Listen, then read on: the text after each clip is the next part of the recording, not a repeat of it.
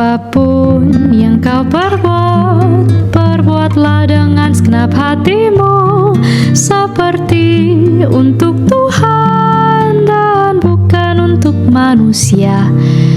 Kerjakan dengan setia apapun yang ia percayakan, mahkota kehidupan ia janjikan, ia janjikan, ia janjikan bagimu.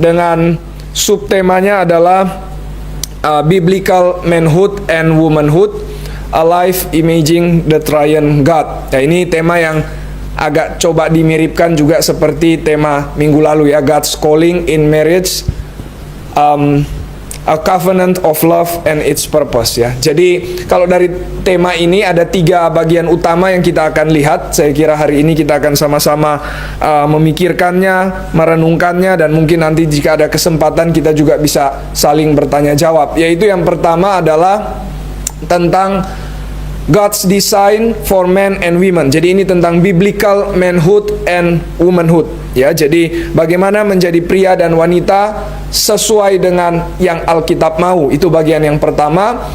Bagian yang kedua adalah tentang menjadi pria dan wanita sesuai dengan yang Alkitab mau, berarti mewakili Allah Tritunggal. Nah, ini bagian yang kedua yang kita akan lihat. Dan yang ketiga adalah kalau begitu bagaimana menjalankannya di dalam konteks kehidupan sehari-hari, sekaligus mempersiapkan para pemuda untuk masuk ke dalam pernikahan, atau kalaupun ada di sini yang sudah menikah, bagaimana kita boleh menjalankannya juga dengan baik di dalam pernikahan. Jadi ada 3 bagian besar itu yang kita akan lihat, meskipun secara alurnya tidak seperti tadi, tapi di dalam alur yang akan saya bawa kita akan lihat 3 hal besar itu ya. Sekali lagi, bagaimana menjadi pria dan wanita sesuai dengan Alkitab. Yang kedua, bagaimana menjadi pria dan wanita melalui kita mewakili Allah Tritunggal. Dan yang ketiga adalah bagaimana menerapkannya di dalam kehidupan pernikahan.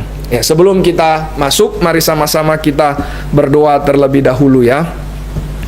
Tuhan, kami sungguh mohon anugerah-Mu, kiranya ini bukan hanya menjadi suatu materi yang dibagikan, tetapi sungguh-sungguh sesuatu yang boleh mempersiapkan kami untuk menjadi pria dan wanita yang akan nantinya masuk ke dalam pernikahan, yang juga nantinya akan berkarya di dalam masyarakat, dan juga bagaimana kami boleh menjadi terang di dalam masyarakat yang sebenarnya masyarakat saat ini sudah dipenuhi dengan berbagai kekacauan tentang bagaimana menjadi pria dan wanita. Kiranya Tuhan tolong pimpin supaya ada dari antara kami di sini yang boleh menjadi terang, yang boleh menyatakan kebenaran meskipun itu sangat sulit, sangat banyak resiko dan konsekuensi di tengah zaman saat ini. Kiranya Tuhan pimpin, biarlah kami menjadi gereja yang bersaksi untuk kebenaran Kristus yang makin diobrak-abrik oleh dunia saat ini. Kiranya Tuhan tolong berbelas kasih. Dalam nama Tuhan Yesus kami bersyukur dan berdoa. Amin. Ya, saudara-saudara sekalian, kita pertama-tama ingin lihat terlebih dahulu apa yang dunia lihat, apa yang dunia terima tentang bagaimana menjadi pria dan wanita. Ini akan kita lihat dulu, lalu kemudian kita masuk kepada apa yang Alkitab katakan. Saya ingin masuk kepada seorang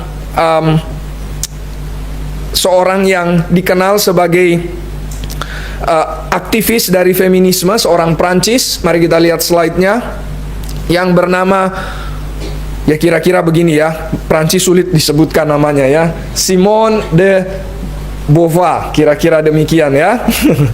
Ya, dia ini adalah seorang aktivis feminisme, tapi juga tentu belajar filsafat, dan dia adalah partner dari another French name, Jean-Paul Sartre ya. Ini seorang filsuf Prancis, filsuf eksistensialis, dan tadi disebutkan partner, berarti sampai meninggal mereka tidak pernah menjadi suami istri yang resmi, tapi mereka hanya menjadi partner. Dan Simon ini adalah seorang yang ternyata biseksual. Ya, dia menulis satu buku yang berjudul The Second Sex, dan ini salah satu kutipan di dalam bukunya yang saya ambil bukan dari bukunya tapi dari orang lain yang menuliskan tentang dia. Dia mengatakan, one is not born, dalam kurung a woman, but rather becomes woman. Ya, jadi bukan dilahirkan sebagai seorang perempuan, tapi menjadi perempuan. Sebagai seorang perempuan tidak ada aspek biologis, tidak ada aspek secara psikis ataupun penentuan secara ekonomi yang akan menentukan seseorang menjadi seorang perempuan. Kira-kira demikian ya, apa yang dia ingin katakan. Poinnya adalah apa ya? Poinnya adalah menjadi seorang pria atau juga wanita itu pertama-tama bukan sesuatu yang intrinsik, bukan sesuatu yang ada di dalam diri seseorang. Tidak ya, menurut dia ya, bukan sesuatu yang diberikan. Tidak, ini kita harus kerjakan sendiri, kita harus cari sendiri. Dan ini bukan sesuatu yang biologis. Kalau biologis kan pasti ada di dalam tubuh, ada di dalam diri sendiri, intrinsik. Jadi kalau begitu menjadi wanita atau pria seperti apa? Yaitu sesuatu yang kita konstruksikan sendiri sesuai keinginan kita atau keinginan lingkungan yang dimana kita hidup. Ya, ini yang dikatakan oleh Simon saja ya. Nah, sekarang mari kita lanjutkan ya. Kita mau melihat, kalau begitu berdasarkan pengertian dari dia, kita ingin melihat pengelompokan tentang sex and gender menurut pengertian dunia. Jadi apa yang dikatakan tadi itu menjadi dasar. Ya, salah satulah dasar. Ada banyak dasar-dasar yang lain yang membuat dunia kita seperti saat ini, masyarakat kita ya. Tapi ini salah satu yang paling besar yang tadi sudah dikatakan, yaitu menjadi pria atau wanita itu adalah konstruksi sosial. Nah, maka karena konstruksi sosial, mari kita coba lihat hal-hal berikut ini ya. Maka ada perbedaan-perbedaan. Ya, yang pertama adalah seks ya, atau jenis kelamin waktu lahir, yaitu laki dan perempuan. Ini ya. Kromosomnya seperti apa? Kalau laki apa kromosomnya? XY ya. Kalau perempuan X ya. Lalu hormonnya juga berbeda ya. Ini sesuai dengan jenis kelamin. Jadi orang yang dunia sekuler, dunia yang sudah rusak saat ini dengan pengertian seks dan gendernya, mereka sebenarnya juga mengakui seks itu dua memang, laki dan perempuan ya. Nah, nanti bedanya di mana? Aneh-anehnya di mana? Nanti kita akan lihat. Barusan Donald Trump, presiden yang barusan sudah masuk kepada ofisnya, dia mengumumkan bahwa Amerika hanya mengakui dua seks saja, ya. Di satu sisi ini sesuatu yang sangat sesuatu yang membuat breakthrough begitu ya. Pokoknya yang ditekankan hanya laki dan perempuan. Tapi di sisi lain ini sebenarnya sesuatu yang tidak sampai juga benar-benar merekonstruksi pemahaman masyarakat saat ini. Kenapa? Karena ya laki dan perempuan ya itu diterima memang. Akan mengubah konstruksi dunia saat ini kalau seandainya Donald Trump katakan gender itu hanya laki dan perempuan. Nah, ini akan mengubah konstruksi pemahaman sosial kita saat ini. Ya, jadi kalau mungkin Donald Trump coba ambil jalan tengah begitu ya, karena juga isu ini sangat sulit ya, sangat berat saat ini isunya.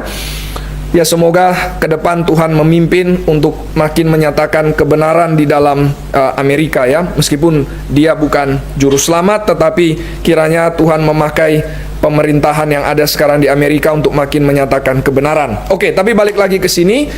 Jadi sebenarnya bagi masyarakat sekarang yang saya maksudkan adalah pemahaman yang sudah kacau itu, mereka pun masih mengakui laki dan perempuan ya. Tapi di sini mulai bedanya. Yang kedua adalah ekspresi seksualnya ya, ketertarikannya. Misalkan ya hetero itu yang tentu normal, lalu kemudian yang homo atau lesbian ini tentu yang sudah menyimpang. Ya, ini ekspresi seksualnya mulai menyimpang, ya. Jadi nanti kita akan lihat Alkitab justru menyatakan ekspresi seksual harus sesuai dengan yang Tuhan atur. Ya, laki berarti dengan wanita, bukan laki dan laki atau wanita dan wanita. Ada satu buku yang coba memberikan suatu gambaran yang akan menjadi lucu, ya. Yaitu misalkan contoh, ya, ada seorang perempuan yang mengaku diri lesbian. Terus misalkan dia punya partner seorang yang lesbian, berarti seorang perempuan dulunya, ya. Lalu di dalam perjalanannya setelah berapa tahun, kemudian yang lesbian partnernya yang ini menjadi transgender pria. Nah, kalau dia jadi transgender pria, maka yang partnernya yang satu mulai bingung kan? Saya ini seorang wanita yang punya orientasi atau ekspresi seksual lesbian. Nah, ini pasangan saya sudah jadi laki, ya. Jadi kalau saya mau tetap dengan dia, berarti saya menyangkali lesbian saya, begitu kan? Karena yang saya mau perempuan, tapi dia sudah jadi laki. Kalau seandainya saya bilang, enggak, kamu tetap perempuan, bagiku kamu perempuan. Nah, ini menyangkali keberadaan dia yang dia sudah mengakui dirinya sebagai pria. Bisa paham, ya? Jadi ini sangat mengacaukan, sangat kacau, ya. Tapi inilah gambaran ketika dunia berusaha untuk melawan apa yang sudah menjadi order dari Tuhan. Ya, sekali lagi kita perlu tahu ini, meskipun tentu saja di antara kita menolak hal ini, tetapi kita perlu tahu sehingga ketika kita ada di dalam masyarakat, kita bisa menjadi terang di situ, ya. Oke, kita lanjutkan, ya. Nah, sekarang makin kelihatan lagi chaosnya, yaitu di dalam identitas gender. Jadi ada istilahnya identitas gender. Apa tuh identitas gender? Identitas gender adalah apa yang dirasakan dan diinginkan. Ya, jadi orang sekarang berpikir bahwa, sekali lagi, ya, menjadi pria dan wanita adalah konstruksi sosial. Jadi bukan ada di dalam diri saya, kan? Jadi kalau begitu, apa yang saya inginkan itu yang terjadi.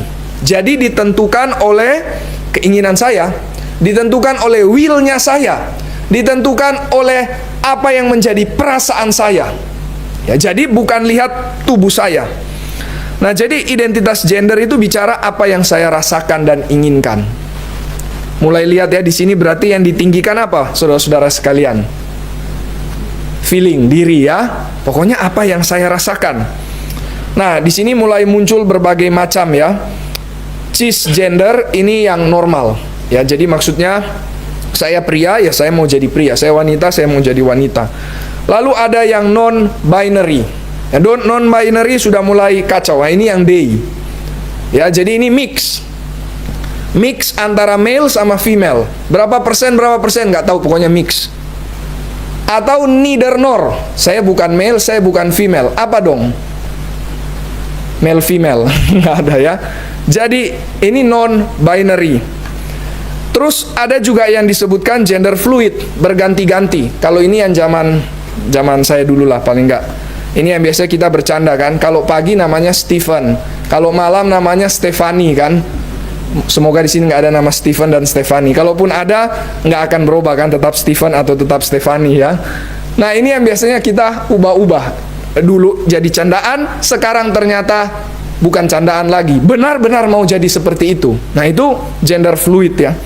Identitas gender. Dan tentu yang kita sangat familiar yaitu trans, ya. Yang laki mau jadi perempuan atau wanita mau jadi laki. Itu identitas gender. Lalu ada ekspresi gender. Ekspresi itu apa, ya? Ekspresi berarti saya mau menghidupi gender saya di dalam masyarakat. Nah, ini misalkan tentu secara umum ada yang memang sebagai pria mau jadi maskulin, ya, dia pria. Sebagai wanita mau jadi feminin. Tapi ada yang model ketiga, yaitu androgyny, ya, dimana seorang pria bisa mungkin berpenampilan seperti seorang wanita, atau seorang wanita mau berpenampilan seperti seorang pria, cross dressing biasa namanya ya. Coba kita lihat slide berikutnya ya. Lihat contoh dulu slide berikutnya. Ya, ini ada contoh androgyny kan ya. Ada yang tahu di sebelah kanan sini siapa? Siapa? Sorry? Kristen Stewart ya. Ya, sebelah ini maksudnya. Kalau ini saya nggak kenal siapa. Ya, ini Kristen Stewart ya. Twilight ya. Jadi lihat ya, penampilan masih kelihatan perempuan tapi berusaha untuk tampil sebagai seorang wanita. Masih kelihatan wanita mau tampil sebagai seorang pria. Ya, ini yang kita lihat ya. Ya, ini cross dressing, ini androgyny.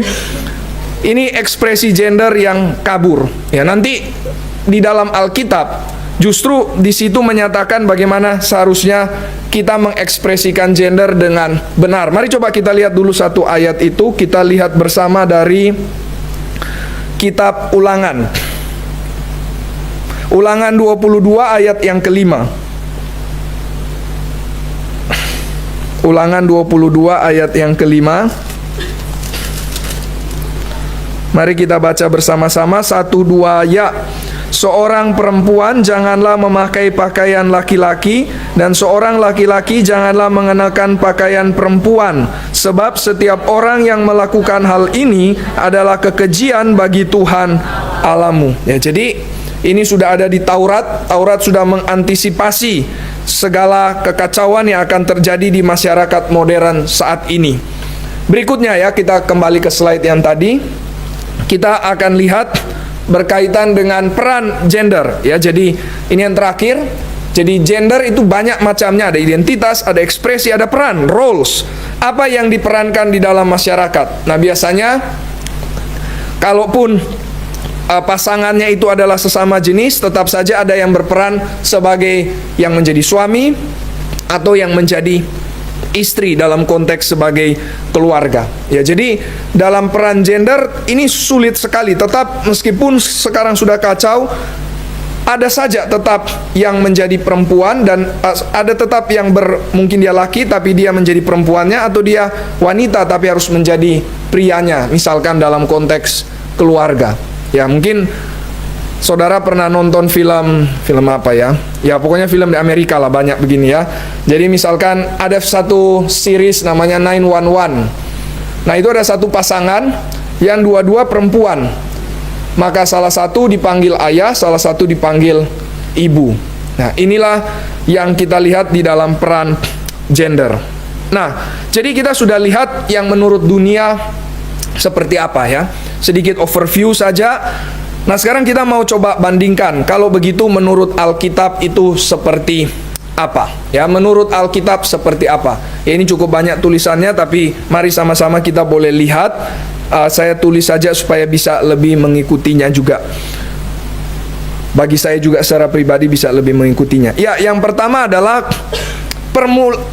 poin utama, titik berangkatnya itu harus kita mulai dengan Allah Sang Pencipta. Ini doktrin teologi reform. Kita percaya bahwa Allah kita adalah Allah yang mencipta, dan Dia mencipta dengan order, dengan keteraturan, bukan dengan kekacauan. Justru Allah membuat dunia yang kacau menjadi teratur. Nah, maka ini tentu saja berlaku kepada seksualitas dan gender. Sehingga kalau tadi kita melihat ada begitu banyak kekacauan, maka jelas itu bukan yang Tuhan mau, karena dari awal Tuhan membuatnya menjadi teratur, menjadi teratur. Berarti seksualitas dan gender pun haruslah teratur, haruslah sesuai dengan apa yang memang Tuhan sudah rencanakan. Jadi kalau begitu, yang dunia lakukan ini apa ya? Yang dunia lakukan adalah gender dan seksualitas itu sesuai dengan keinginan pribadi. Ya, human autonomy. Lagi-lagi cerita dosa ya. Ingin untuk berkuasa. Ya, ingin untuk menyatakan otonomi, ingin untuk melawan Tuhan. Sehingga identitas, Gender, seksualitas itu self-chosen, dipilih sendiri, self-creating, dibuat sendiri, self-constituting, ditata sendiri, sehingga zaman sekarang orang itu disebut psychologizing self, diri yang dipengaruhi oleh psikologinya, yang dipengaruhi oleh perasaannya, yang dipengaruhi oleh apa yang dia inginkan. Jadi seorang sejarawan gereja, Carl Trueman, dia banyak tulis tentang ini. Dia mengatakan kalau zaman dulu misalkan orang datang ke dokter dan mengatakan, "Dokter, saya rasa saya ini wanita." Jadi adalah seorang pria misalkan. Maka dokter itu akan bilang, "Saya akan kasih kamu obat deh supaya pikiranmu lebih beres. Karena kamu adalah seorang pria, tapi kamu merasa wanita. Nah, ini perlu obat. Ini kamu perlu dibereskan pikirannya, mentalnya perlu dibereskan." Jadi biologi, cara hidup menjadi pria atau wanita mengikuti organ tubuh. Tapi kalau sekarang apalagi sudah terjadi kan di India, di Thailand ya, dilegalkan pernikahan sesama jenis ya. Sebelum dilegalkan pun sebenarnya sudah secara de facto legal kan begitu di sana ya, sudah sangat marak ya. Kalau sekarang orang datang dan mengatakan, "Saya pria, tapi saya rasa saya adalah seorang wanita, tolong operasi saya," transgender gitu ya, maka dokter akan langsung mengiyakannya. Kenapa? Karena zaman sekarang orang diatur oleh perasaan, oleh hati. Nah, ini bisa berpengaruh juga di dalam gereja, saudara-saudara sekalian. Teologi sesuai dengan perasaan. Cari gereja sesuai dengan perasaan. Ibadah apa yang menyenangkan diri. Pelayanan apa yang membuat saya senang, itu yang akan saya lakukan. Psychologizing self, bukan theologizing self. Bukan diri yang ditentukan oleh teologi, oleh doktrin, oleh firman. Itu yang harusnya terjadi. Jadi karena demikian, maka hal yang dari teratur diubah menjadi kacau. Inilah yang terjadi. Dari chaos menuju order, itulah yang Tuhan lakukan. Tapi dunia justru mengubah yang teratur menjadi kacau. Nah, sekarang kita lanjutkan, saudara-saudara sekalian. Kita ingin lihat lebih jauh lagi. Kalau begitu, seks dan gender menurut Alkitab seperti apa? Next slide. Jadi kita mulai tadi dengan titik berangkatnya adalah Allah mencipta dengan order. Allah kita adalah Allah yang membuat sesuatu dari chaos menjadi teratur. Nah, sekarang bagian berikutnya adalah kita mau melihat bahwa Tuhan kita, Allah kita menciptakan manusia sesuai dengan gambar dan rupa Allah. Manusia berarti pria dan wanita. Pria dan wanita itu adalah gambar dan rupa Allah. Mari sekali lagi kita lihat ayat ini ya. Ayat yang akan berulang kali ketika kita bertemu dengan tema-tema seperti ini, kita akan kembali lagi ke sini. Tapi mari sekali lagi kita lihat Kejadian 1 ayat yang ke-27. Kejadian 1 ayat yang ke-27. Mari kita baca bersama. 1, 2, ya. Maka Allah menciptakan manusia itu menurut gambarnya. Menurut gambar Allah diciptakannya dia. Laki-laki dan perempuan diciptakannya mereka. Jadi laki dan perempuan sama-sama gambar Allah. Kalau begitu berarti saudara-saudara sekalian, sejak dari awal Alkitab sudah menyatakan seksualitas kita itu adalah ciptaannya Tuhan, bukan ciptaan kita sendiri. Yang mau tadi ya self-creating, self-chosen, itu akhirnya justru melawan pengaturan yang Allah sudah berikan. Ya, jadi seksualitas itu adalah ciptaan Tuhan. Laki dan perempuan itu objektif, fixed dari Tuhan, bukan fluid. Bukan Stephen dan Stefani, bukan. Ini fix dari Tuhan. Jadi berarti poin yang pertama yang kita harus lihat, seks dan gender itu harus konsisten. Ya, tadi kalau kita lihat seks dan gender kalau menurut dunia konsisten atau tidak? tidak konsisten ya. Saya jenis kelamin apa, lalu kemudian bagaimana saya hidup belum tentu harus sesuai dengan itu, sesuai dengan jenis kelamin saya. Tapi di sini justru kita melihat seks dan gender harus konsisten. Jadi kalau laki berarti bersikaplah seperti laki, wanita bersikaplah seperti wanita. Ini Alkitab mau. Nanti kita akan lihat ya, kalau begitu sikap pria seperti apa, sikap wanita seperti apa, nanti kita akan lihat bersama. Jadi saudara-saudara sekalian, maleness atau kepriaan dan femaleness, keperempuanan, ini adalah bagian dari menjadi gambar dan rupa Allah. Mungkin begini ya, mungkin orang kan bisa berpikir begini, loh kan Tuhan kita bukan pria dan bukan wanita, betul ya? Allah kita adalah roh adanya. Lah kalau Allah kita adalah roh adanya, maka bagaimana bisa disebutkan bahwa kepriaan dan keperempuanan itu bagian dari menjadi gambar dan rupa Allah? Nah saudara, mari coba kita lihat ya satu ayat tentang Allah kita adalah Allah yang bertindak seperti seorang ibu. Mari kita lihat dua ayat. Yesaya 66 ayat Yesaya 49 ayat 15.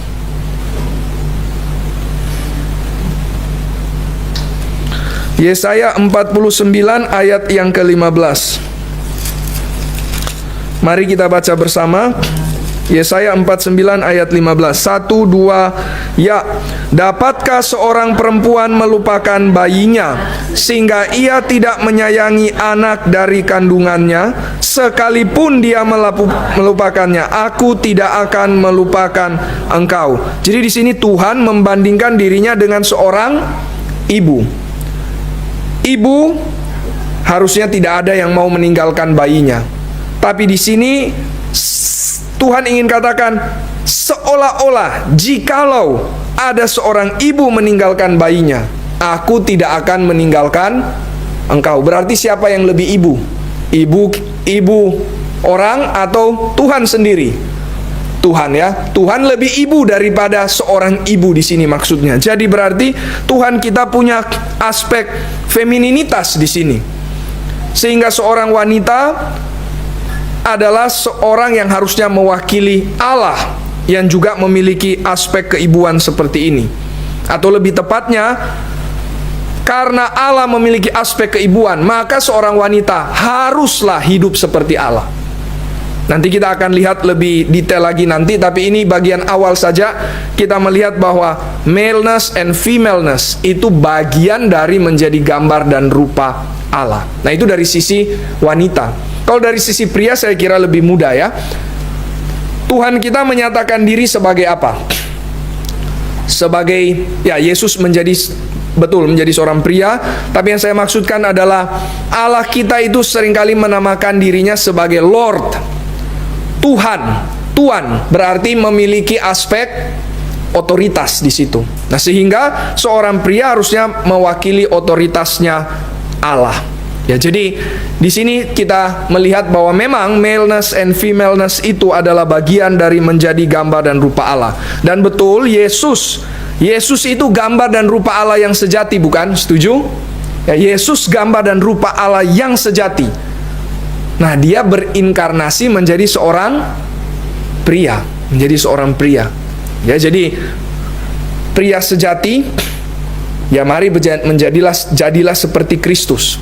Ya, jadilah seperti Kristus. Seorang pria, seorang anak, seorang saudara, seorang sahabat. Yesus bertumbuh bagaimana menjadi seorang pria. Mari coba kita lihat ya, Lukas 2 ayat 42. Lukas 2 ayat yang ke-42. Mari kita lihat bersama.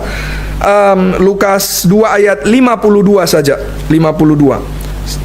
1-2 ya. Dan Yesus makin bertambah besar dan bertambah hikmatnya dan besarnya dan makin dikasihi oleh Allah dan manusia. Lihat ya, Yesus bertumbuh sebagai seorang pria. Maka kepriaan, sekali lagi, itu adalah bagian dari menjadi gambar dan rupa Allah. Jadi menjadi gambar dan rupa Allah itu bukan gender neutral ya. Ada bagian yang dimana pria benar-benar mewakili secara unik gambar dan rupa Allah. Begitu juga ada bagian yang dimana wanita secara unik mewakili gambar dan rupa Allah. Ini bukan gender neutral ya. Jadi oke, semua gambar dan rupa Allah. Bagaimana? Semua sama. Ada bagian sama, tapi juga ada bagian yang unik. Nanti kita akan lihat ya keunikannya seperti apa. Ya, terakhir, poin terakhir, penebusan yang Yesus kerjakan menjadi efektif karena dia menjadi daging. Jadi sekali lagi ya, daging ini sebagai seorang pria ini adalah bentukan sebagai gambar dan rupa Allah. Next ya, kita lanjutkan. Jadi maka karena seksualitas ya atau jenis kelamin ini adalah pemberian dan pengaturan dari Tuhan, maka sekarang kita akan melihat bagaimana seharusnya pria dan wanita menjalankan perannya. Nah, ini masuk kepada peran gender tadi ya, atau ekspresi gender juga. Jadi bagaimana kita menjalankan peran kita. Tadi kita sudah melihat bahwa seks dan gender itu harus konsisten ya. Sekarang kita juga akan lihat seks dan gender role atau peran itu harus konsisten.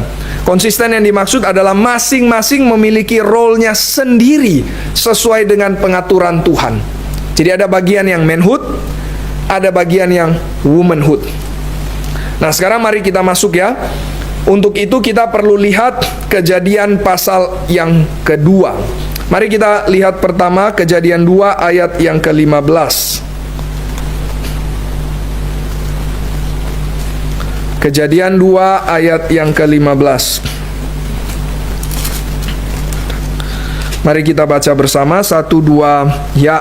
Tuhan Allah mengambil manusia itu dan menempatkannya dalam Taman Eden untuk mengusahakan dan memelihara taman itu. Mengambil manusia, mengambil siapa itu? Mengambil Adam. Jadi kalau kita lihat di sini, siapa yang dapat perintah pertama? Siapa yang dapat mandat dari Tuhan? Pria kan ya? Belum ada wanita di sini karena Hawa baru diciptakan, dikatakan di ayat yang ke-19. Jadi waktu Tuhan memberikan perintah, Adam saja yang ada, sedangkan Hawa belum ada. Jadi pertama, Tuhan cipta Adam terlebih dahulu karena Adam yang akan diberikan perintah oleh Tuhan. Lalu Tuhan mencipta Hawa sebagai penolong untuk menjalankan pekerjaan Tuhan. Mari kita lihat ayat 18, 1, 2 ya. Tuhan Allah berfirman, tidak baik itu seorang diri saja. Aku akan menjadikan penolong baginya yang sepadan dengan dia. Nah, jadi penolong yang sepadan. Sebenarnya di Pemuda kita ada rencana tema, apa temanya? Setara atau sepadan ya? Sepadan atau sama ya? Nggak salah ya. Tapi kita tidak, kayaknya nggak akan sampai ke situ, jadi saya singgung-singgung sedikit. Nah, jadi saudara-saudara sekalian, penolong ya, penolong yang sepadan. Berarti pria tidak akan menjadi utuh kalau belum ada wanita. Dan demikian juga wanita tidak akan menjadi utuh kalau belum ada pria. Nah, ini makanya disebutkan penolong yang sepadan. Tapi kalau jadi wanita ya, penolong, wih, lebih kuat nggak? Penolong loh, lebih kuat ini dong penolong ya. Penolong lebih kuat, setuju nggak para wanita? Yang laki-laki, masa sih gitu ya. Nah, jadi ini bukan lebih kuat atau lebih lemah ya saudara-saudara sekalian. Tapi kuat dan lemah itu relatif. Meskipun ya secara anatomi seharusnya pria bisa lebih punya kekuatan. By the way, ada seorang di Olimpiade kemarin, atau di Olimpiade Tokyo kalau tidak salah ya, seorang wanita transgender menjadi laki. Oh, itu petinju ya. Ya itu petinju. Tapi itu nggak tahu terbukti atau tidak ya. Tapi yang saya maksudkan itu kayaknya yang sebelumnya ya. Oh sorry, dia seorang pria transgender perempuan. Terus dia ikut weightlifting. Weightliftingnya wanita. Nah, ini pria yang jadi perempuan kan. Terus ikut weightlifting wanita. Kira-kira menang nggak? Kalah justru. Kalah. Saya lupa nama, nanti coba cari saja. Kalah dia justru. Kalau tidak salah orang Australia atau New Zealand. Justru kalah. Jadi ini unik sekali ya. Maka itu mau membuktikan, saya kira memang harusnya laki-laki diberikan kekuatan yang bisa lebih kuat dibandingkan wanita, meskipun mungkin ada case-case tertentu yang bisa sebaliknya ya. Tapi poinnya saya kira bukan masalah kuat atau lemah. Poinnya adalah bagaimana bersama-sama saling mendukung di dalam menjalankan visinya Tuhan. Nah, itu poinnya saya kira. Jadi visi Tuhan apa di sini? Untuk mengusahakan dan memelihara taman. Ini visi Tuhan. Untuk beranak cucu dan bertambah banyak. Ini visi Tuhan yang sudah diberitahukan sebelumnya. Oleh karena inilah, maka perempuan hadir untuk menggenapi visi Tuhan. Jadi penolong dalam arti menggenapi visi Tuhan. Bukan yang lebih kuat, lebih garang begitu ya. Bukan, tapi untuk menggenapi visinya Tuhan. Ya, next. Jadi next. Hawa itu menjadi penolong di dalam menggenapi mandat Allah. Adam dan Hawa akan bersama-sama membangun keluarga untuk memenuhi mandat Allah. Kalau cuman Adam tidak bisa bangun keluarga, hanya Hawa juga tidak bisa. Tetapi setelah membangun keluarga, Adam menjadi pekerjanya. Tahu dari mana? Karena nanti waktu Tuhan hukum Adam, Tuhan bilang apa? Engkau tetap akan bekerja, tetapi hasilnya akan sangat sulit. Engkau harus berpeluh baru bisa mendapatkan hasilnya. Berarti Adam jadi pekerjanya. Terus kalau begitu wanita apa? Santai-santai, tenang saja? Tidak. Wanita dia yang akan mengurusi keluarga. Dari mana kita tahu? Karena hukuman juga bagi wanita adalah di dalam hal melahirkan. Karena itu tugas utamanya. Ya, jadi mengurusi keluarga bukan melahirkannya tok ya, tapi maksudnya setelah melahirkan, mengurusi keluarga itu adalah bagian utama dari wanita. Nah, jadi disinilah kita melihat Adam dan Hawa saling melengkapi. Hawa menjadi penolong bagi Adam di dalam menggenapi panggilan Tuhan. Nah, ini rancangannya Tuhan sejak awal. Nah, sekarang tapi kita lihat ya, ketika dosa masuk, maka apa yang terjadi? Ketika dosa masuk, Adam tidak memimpin, melainkan siapa yang memimpin? Hawa. Iya kan? Iblis sangat paham, saya mau masuk dari Hawa. Karena Hawa, dia yang bukan pertama mendapatkan firman. Nah, jadi ini saudara-saudara sekalian, bukan berarti modelnya adalah selalu maka yang menjadi masalah itu istri di rumah ya, karena iblis masuk lewat istri selalu, bukan ya. Tapi poinnya adalah, poinnya begitu memang, bukan. Poinnya adalah Hawa, iblis tahu Hawa memang harus yang didatangi terlebih dahulu, karena dia bukan yang dapat perintah. Hawa sangat goncang di dalam firman Tuhan. Tuhan bilang, kalau kamu makan, kamu pasti mati. Kepada Adam memang. Dan pasti Adam kasih tahu juga kepada Hawa. Tetapi, waktu iblis berkata, kalau kamu makan, kamu jadi seperti Allah. Hawa langsung mulai bingung. Oh, jangan-jangan bukan pasti mati, tapi mungkin bisa mati. Kalau bahasa Inggrisnya itu sangat bisa kelihatan. Tuhan berkata, you will surely die. Sedangkan Hawa berkata, might die, mungkin bisa mati loh. Langsung iblis katakan, tidak mungkin akan mati. You will not surely die. Langsung Hawa pegang otoritas dari iblis. Nah, dari sini berarti kita lihat wanita perlu otoritas. Maka otoritas yang penting adalah otoritas dari pria yang harusnya membawa otoritasnya Allah. Kalau otoritas yang justru diberikan bukan otoritas dari Allah, otoritas yang berdasarkan prinsip sendiri, maka disinilah yang akan merusak keluarga. Nah, maka saudara-saudara sekalian, pria harus pegang otoritas firman. Ini pria, saudara. Pria harus pegang otoritas firman. Karena kalau pria goyang, maka keluarga juga akan jadi goyang. Lihat, Adam juga goyah, maka akhirnya Adam dan Hawa sama-sama jatuh ke dalam dosa dan seluruh umat manusia jatuh ke dalam dosa. Jadi sekali lagi, kecenderungan perempuan memang Tuhan bikin demikian, bergantung kepada otoritas. Tapi perempuan harus hati-hati, engkau bergantung kepada otoritas yang mana? Otoritas dari seorang pria yang takut Tuhan atau seorang pria yang melawan Tuhan? Hati-hati, otoritas mana yang engkau pegang? Engkau sangat fragile untuk gantung kepada otoritas. Tapi mari lihat otoritas yang mana yang harus engkau gantungkan hidupmu.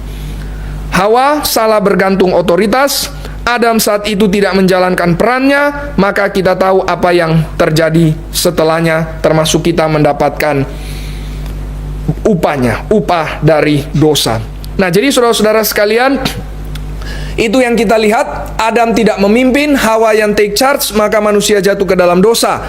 Nah, di sini menarik. Yang pertama dituntut oleh Tuhan siapa?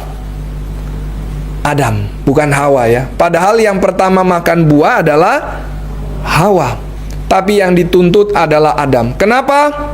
Karena Adam harus pegang otoritas, tapi dia gagal, maka dia dituntut oleh Tuhan. Jadi dalam keluarga yang paling dituntut itu pria. Tapi kalau begitu jangan bilang, kalau itu saya nggak mau menikah lah, ya. Nggak mau menikah juga dituntut oleh Tuhan loh. Jadi prialah yang harusnya memegang otoritas, karena pria juga yang akan Tuhan tuntut untuk mengarahkan keluarga kepada apa yang Tuhan mau. Jadi Allah menghukum Adam dalam hal pekerjaan, tadi kita sudah bahas. Lalu Allah menghukum Hawa dalam hal beranak cucu. Kesimpulannya, hukuman berbeda karena apa? Role-nya berbeda. Ya, jadi gender role-nya berbeda. Ada keunikan masing-masing yang mencerminkan Allah Tritunggal. Oke, sekarang kita masuk kepada bagian selanjutnya, yaitu bagian penebusan. Kalau begitu, apa rencana Allah secara lebih komprehensif bagi kaum pria, dan apa rencana Allah bagi kaum wanita? Nah, saya kira ini bagian yang praktis yang kita harus masuk sampai ke sini, sehingga tujuan dari tema pemuda kita ini yang selama beberapa kali ini tentang marriage and the kingdom of God bisa membawa kita, mempersiapkan kita menjadi pria dan wanita yang akan masuk ke dalam pernikahan yang kudus. Ini adalah bagian yang tentu saja saya sendiri juga bergumul, tapi mari sama-sama kita boleh belajar bersama. Yang pertama ya, tugas dari pria adalah tugas memimpin dalam hal rohani. Nah, ini sudah kita bahas tadi, tapi mari kita boleh lihat lebih detail. Jadi pria yang dewasa itu pria yang bagaimana? Apakah punya financial freedom? Bukan. Apakah punya mungkin misalkan posisi yang sangat bagus dalam pekerjaan? Bukan.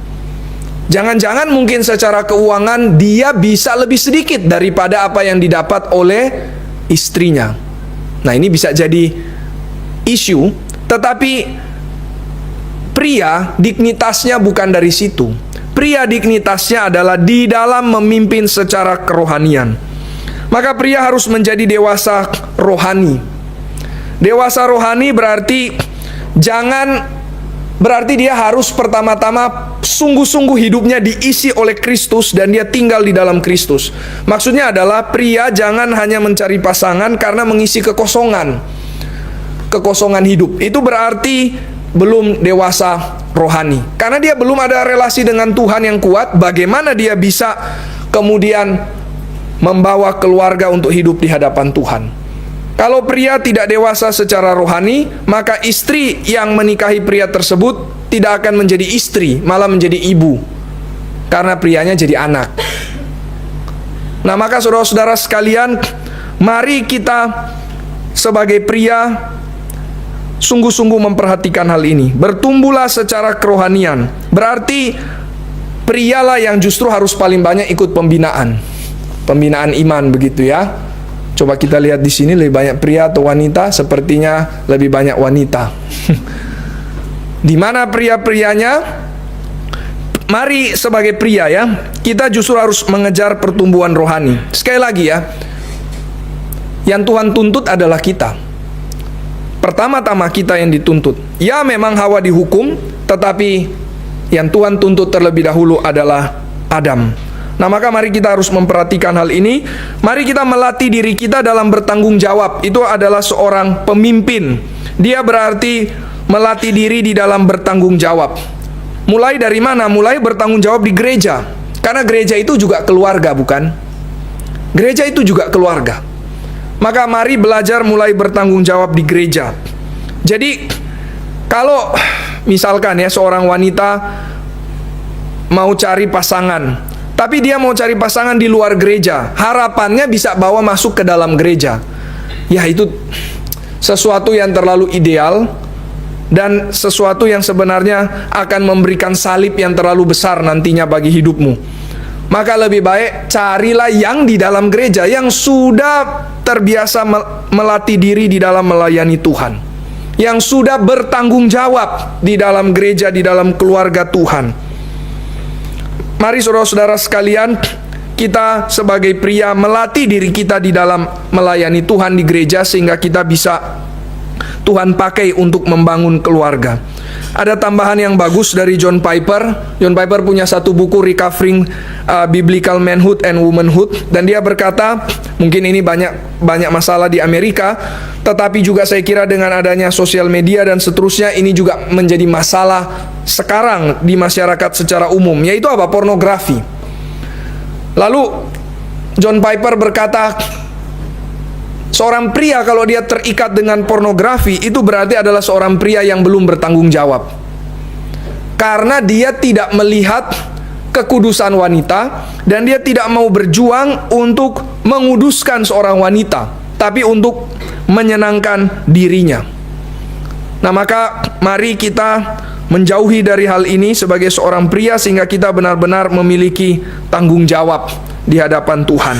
Pria seorang pemimpin berarti sebagai seorang pemimpin dia akan menyediakan makanan, khususnya yang paling utama makanan spiritual. Dialah yang akan menjaga dan mencegah keluarga tersebut sehingga tidak jatuh di dalam godaan dari iblis, yang dimana Adam gagal untuk melakukannya.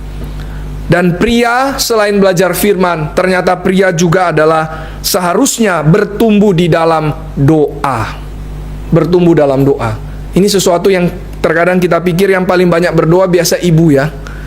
Tapi setelah saya pikir-pikir lagi, ini dari bukunya Pak Jimmy ya, Pernikahan dan Keluarga kalau tidak salah judulnya. Kemudian di situ dia mengatakan pria seharusnya bertumbuh di dalam doa. Terus saya pikir-pikir, betul juga. Kenapa? Karena para rasul dikatakan tugas utamanya adalah memberitakan firman dan berdoa. Tahu kan ya, makanya para rasul harus memilih diaken. Karena pelayanan meja sudah terlalu banyak jemaat yang harus dilayani, sehingga mereka sudah sulit untuk mempersiapkan diri memberitakan firman dan berdoa. Jadi berarti doa adalah seharusnya menjadi habit seorang pria. Nah maka mari sebagai pria kita bertumbuh di dalam doa. Mari kita datang ke dalam persekutuan doa, sehingga kita bisa belajar menjadi seorang pria yang memimpin di dalam hal rohani. Nah ini yang pertama ya, cukup panjang yang pertama. Tapi mari kita mungkin nomor selanjutnya akan lebih pendek. Yang kedua adalah integritas dan kejujuran. Integritas dan kejujuran itu apa maksudnya ya? Maksudnya mengaku dosa dan bertobat. Memang sebagai pria ada dignitas yang bisa akhirnya terarah kepada sesuatu kesombongan, sehingga kita sangat sulit untuk mengaku salah kita. Padahal justru sebagai prialah yang harus terlebih dahulu mengaku dosa dan bertobat. Kenapa? Karena dia yang harus membawa keluarganya juga hidup di dalam pengakuan dosa dan pertobatan. Jadi dia harus menjadi pemimpin, sekali lagi seperti poin nomor 1 di dalam hal rohani, dan nomor 2 memberikan sesuatu yang konkret, yaitu di dalam hidup yang mengaku dosa dan bertobat. Ketiga ya, ketiga di dalam hal memimpin dengan melayani dan berkorban. Jadi ini berbeda dengan memimpin secara otoriter. Jangan menjadi pria yang memimpin secara otoriter. Itu bukan gambaran yang Yesus ajarkan. Yesus mengajarkan kita menjadi pemimpin seperti seorang hamba, servant leadership. Ini mewakili Kristus. Kristus pemimpin. Tapi Kristus tidak pernah otoriter. Justru Kristus memimpin dengan cara berkorban. Dan lewat pengorbanannya, kita menjadi tertarik untuk mengikut Dia. Setuju tidak? Karena pengorbanannya kita jadi tertarik.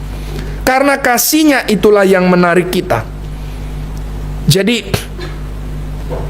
pria menarik wanita melalui pengorbanan, melalui pelayanan, belajar seperti Kristus. Tapi bukan ditarik kepada diri sendiri ya. Ditarik kepada siapa? Kepada Kristus. Jadi, pria melayani, pria membawa orang kepada Kristus.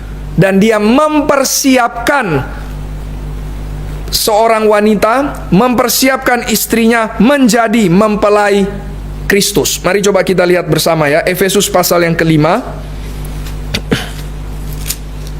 Efesus pasal yang kelima, ayat yang ke-25 dan 26. Mari kita baca bersama 1-2 ya. Hai suami, kasihilah istrimu sebagaimana Kristus telah mengasihi jemaat dan telah menyerahkan dirinya baginya untuk menguduskannya sesudah ia menyucikannya dan memandikannya dengan air dan firman. Jadi pria menguduskan istri. Untuk apa? Karena istri ini di dunia istrinya, tetapi nanti ketika Kristus datang kedua kali, istri ini akan menjadi mempelai wanita Kristus. Kita juga sendiri akan menjadi mempelai wanita Kristus. Maka mari kita mempersiapkan pasangan kita untuk menjadi kudus di hadapan Kristus. Keempat, mengekspresikan kemarahan yang suci. Jadi pria perlu marah. Bukan cuma boleh marah ya, perlu marah ya. Tapi marah yang suci. Marah yang mewakili amarah Allah. Marah yang karena kebenaran. Kalau wanita paling banyak marah, enak nggak ya? Nah ini nggak enak ya. Dapat guru, wah ibunya suka marah. Apalagi teriak-teriak. Nggak suka kita ya, punya guru seperti demikian. Kalau punya bapak guru yang suka marah, bukan nggak suka, tapi jadi takut. Nah ini lain ya. Jadi pria kita mengekspresikan kemarahan yang suci. Yang kelima, saudara-saudara sekalian, kita bertekun, setia. Nah ini mewakili Allah Bapa, Allah yang setia. Setia di dalam mengasihi, setia di dalam cinta kasih. Kalau kita ingat kisahnya Hosea ya, wah ini sulit sekali kisah Hosea. Menikahi Gomer yang adalah seorang yang tidak beres, seorang perempuan yang tidak beres. Lalu setelah menikahi, Gomer pergi lagi, disuruh lagi menikahi. Ini bentuk cinta kasih dari Tuhan. Kita tidak dipanggil, atau ya mungkin ada, tetapi itu panggilan yang sangat khusus ya untuk menjadi seperti Hosea. Tapi poinnya adalah ya itulah kasih Tuhan. Itulah kasih Tuhan. Maka kita belajar sebagai pria untuk mewakili kesetiaan, ketekunan dari kasih Allah. Keenam, mendengar. Ya, mendengar memang sulit. Mendengar ini kalau ya tergantung ya, mungkin ada pria juga lebih mau didengar, ada juga mungkin istri lebih mau didengar, ya memang bisa macam-macam modelnya ya. Tapi mungkin sebagai pria jarang mau mendengar, tapi menyuruh lebih banyak kan ya, daripada mendengar.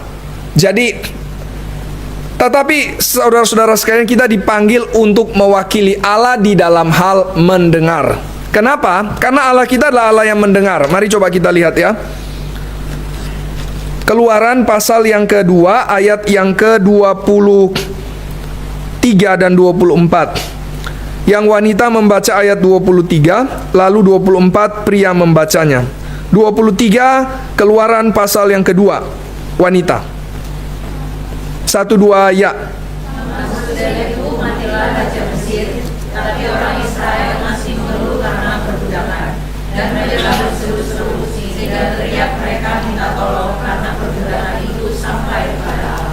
pria. Lalu Allah mendengar mereka mengerang, lalu ia mengingat kepada perjanjiannya dengan Abraham, Ishak, dan Yakub. Allah mendengar. Mendengar apa? Mendengar rintihan, teriakan, pertolongan yang harusnya diberikan kepada Israel. Terakhir, memberi keberartian. Nah, ini kenapa memberi keberartian? Karena wanita di dalam kitab Kejadian kita melihat sebagai penolong. Nah, maka sebagai penolong di situ kita belajar sebagai pria untuk boleh mengapresiasi, untuk boleh memuji dan kemudian mengakui keberartian kehadiran sebagai seorang penolong. Karena kalau tidak ada penolong, kita tidak bisa menjalankan apa yang menjadi bagian panggilan Tuhan bagi kita. Mari kita lihat slide berikut. Ini adalah kutipan dari John Piper ya. Where are the men with a moral vision for their families? Di mana para pria yang memiliki visi moral bagi keluarganya? A zeal for the house of the Lord, yang memiliki api gairah bagi rumah Allah, yang memiliki komitmen yang besar untuk perkembangan kerajaan Allah, yang memiliki mimpi yang jelas untuk misi gereja, dan yang memiliki hati yang lembut untuk berjuang dengan setia supaya membuatnya nyata. Ini adalah seruan bagi kita para pria. Kiranya lebih banyak dari pria di sini, dari gereja ini ataupun dari cabang yang lain, untuk sungguh-sungguh boleh menjadi para pemimpin rohani. Kita sangat kekurangan pemimpin rohani di zaman ini. Mari kita sama-sama berjuang untuk memiliki visi menjadi pemimpin rohani. Ada di sini yang berencana pria menjadi penatua.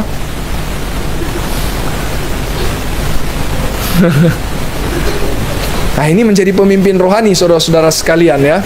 Menjadi pemimpin rohani. Mari kita merindukan hal tersebut. Kata Paulus, itu adalah keinginan yang baik, yang indah, pekerjaan yang baik dan yang indah. Mari kita boleh memimpikan satu waktu saya ditabiskan jadi penatua. Nah, ini mimpi yang bagus, saudara ya. Kita menjadi pemimpin secara rohani. Baik, jangan cuma mimpi ya, tapi didoakan. Oke, terakhir saudara-saudara sekalian, rencana Allah bagi kaum wanita. Ya, ini penebusan. Tadi kita sudah lihat creation, fall, dan sekarang kita tiba kepada penebusan. Rencana Allah bagi kaum wanita. Pertama, penolong yang sepadan. Tadi kita sudah lihat itu. Lalu, yang kedua adalah tunduk dengan sukarela. Nah, ini berbanding terbalik dengan tunduk yang terpaksa ya. Jadi ada orang tunduk-tunduk saja sih ya, tapi terpaksa. Nah, itu bukan mewakili Allah. Di dalam Allah Tritunggal ada penundukan tidak? Ada tidak? Ada ya? Bagaimana penundukannya? Kristus tunduk kepada Bapa, Roh Kudus mengikuti perintahnya Kristus. Jadi ada penundukan. Maka wanita yang tunduk itu wanita yang jadi seperti Allah loh. Jadi tunduk bukan berarti aduh kita ini rendah, tunduk-tunduk saja. Itu kalau tunduk terpaksa. Tapi kalau tunduk dengan cinta kasih, tunduk dengan sukarela, kita mewakili Allah. Karena Allah Tritunggal juga tunduk kepada satu sama lain. Nah, mari kita sungguh-sungguh hidup sebagai seorang Kristen yang mewakili Allah. Ketiga, saudara-saudara sekalian, penghormatan bagi pasangan. Ya, jadi agak mirip juga seperti tadi. Pria menghargai, memberikan pengertian, apresiasi kepada wanita, ini sebaliknya. Tapi ini lebih kepada penghormatan. Karena dikatakan di dalam kitab Efesus bahwa pria harus mengasihi istri dan istri menghormati suami. Penghormatan ini juga mewakili Allah. Mewakili Allah, karena bukankah Kristus juga berkata, saya datang ke dalam dunia untuk apa? Memuliakan Bapa, bukan? Maka ini juga bagian dari menjadi seperti Allah, penghormatan bagi pasangan. Dan tentu saja bukan berarti pasangan menjadi yang nomor satu, bukan. Tapi kita mau menghormati Allah, mau melayani Tuhan dengan cara melalui menghormati pasangan. Nah, ini bagian dari menjadi wanita. Keempat, peka dengan kebutuhan pasangan. Maksudnya begini saudara, maksudnya adalah bukan peka dengan kebutuhan diri. Jangan jadi wanita yang cuman pakai waktu untuk me time lah, untuk manicure, pedicure, untuk ke salon dan lain sebagainya. Itu memenuhi kebutuhan diri saja. Mari jadi wanita yang boleh melihat apa yang harus saya lakukan untuk menjadi berkat di dalam keluarga dan di dalam gereja atau masyarakat. Saudara bisa baca bagaimana menjadi wanita yang peka dengan kebutuhan keluarga atau kebutuhan masyarakat di dalam Amsal pasal yang ke-31. Nah, ini Amsal yang bisa jadi renungan bagi seorang wanita. Bagaimana menjadi wanita Kristen? Mari kita memperhatikan hal ini. Bagaimana menjadi seorang wanita yang mencerminkan Allah di dalam berkeluarga. Kelima, saudara-saudara sekalian, kesedihan yang suci. Kalau tadi apa pria? Kemarahan yang suci. Kalau wanita, kesedihan yang suci. Bukan dibalik saudara ya. Ya memang ada juga lelaki yang seperti Yeremia. Dia disebut the weeping prophet. Selalu sangat meratap. Makanya dia tulis kitab ratapan. Tetapi pria mewakili kemarahan yang suci secara umum. Wanita kesedihan yang suci. Jangan jadi wanita yang mewakili kemarahan yang tidak suci pasti. Tidak kudus jadinya ya. Mari mewakili kesedihan yang suci. Nah, ini mewakili Roh Kudus, saudara. Kenapa? Karena bukankah Roh Kudus itu dikatakan bisa didukakan? Bukankah Roh Kudus dikatakan jangan engkau mengeraskan hatimu terhadap kuasa Roh Kudus, jangan mendukakan Roh Kudus. Nah, maka kalau kita memiliki kesedihan yang suci, kita berarti mewakili Roh Kudus. Imaging the Holy Spirit. Ini panggilan seorang wanita. Sedih karena apa? Oh, sedih karena kurang ada uang? Bukan, itu nggak suci berarti ya. Sedih karena mungkin tidak bisa jalan-jalan? Bukan, itu berarti juga bukan yang suci. Sedih karena kebenaran, karena visi Allah, karena rancangan Tuhan belum jadi. Sedih karena mungkin anak tidak hidup dalam Tuhan. Sedih karena mungkin suami tidak sungguh-sungguh melayani Tuhan. Sedih karena hal-hal yang berkaitan dengan kerajaan Allah. Keenam, menerima, memeluk, dan merangkul. Itu lawannya adalah mematikan semangat. Jadi jangan menjadi istri seperti istrinya Ayub ya, yang berkata kepada Ayub, wah, sudah ada perempuan yang menghafal ayat ini untuk siap-siap nantinya ya. Apa yang dikatakan oleh Ayub? Istrinya Ayub,